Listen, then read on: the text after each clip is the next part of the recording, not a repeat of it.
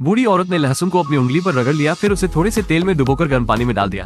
इसे 5 मिनट के लिए गर्म पानी में उबालें और फिर इसे बाहर निकालें। फिर उसने इसे एक पट्टी से लपेट लिया। कुछ दिनों के बाद बूढ़ी महिला ने पट्टी खोली, उंगली और भी बदसूरत हो गई। इसने बूढ़ी औरत को हताश और दुखी बना दिया। पिछले शुक्रवार को बूढ़ी औरत बाहर गा रही थी। राजा ने उसका गाना सुना। राजा तुरंत मुग्ध हो गया। राजा उसका चेहरा देखने वाला ही था, लेकिन जब तक बूढ़ी औरत अपने घर के अंदर जाने लगी, लेकिन इससे राजा ने सोचा यह महिला कोई और होगी। इसलिए जब वो महल में लौटा तो वो तुरंत उसके आदमी को कीमती हार देने के लिए भेजता है। बूढ़ी औरत को हार मिलने के बाद बहुत खुशी होती है। वो उसे पहन लेती है। वो आईने में अपने आप को देखती है। उसे ऐसा लग रहा था मानो वो फिर से 18 साल की हो गई हो। लेकिन फिर उसकी बहन ने उसे हार वापस करने के लिए कहा और कहा दिन में सपने देखना बंद कर दो। लेकिन बूढ़ी औरत को लगा कि यह उसके भाग्य को बदलने का एकमात्र मौका है। वो इस अवसर को जाने नहीं दे सकती थी। जब रात में राजा उसके दरवाजे पर आया, वो सुंदर लड़की को देखने के लिए तैयार था। राजा ने अंदर से कोई प्रतिक्रिया नहीं देखी, इसलिए वो दरवाजे पर चिल्लाया। फिर बूढ़ी औरत समझाने के लिए दौड़ी, मैं सिर्फ एक गरीब लड़की हूँ, मैं मालिक के लायक नहीं हूँ। राजा ने जब उसकी आवाज सुनी तो राजा की इच्छा मजबूत और मजबूत हो गई। बूढ़ी औरत ने राजा को इसी समय परसों फिर से आने के लिए कहा और कहा पहले वो अपनी एक उंगली उसे दिखाएगी।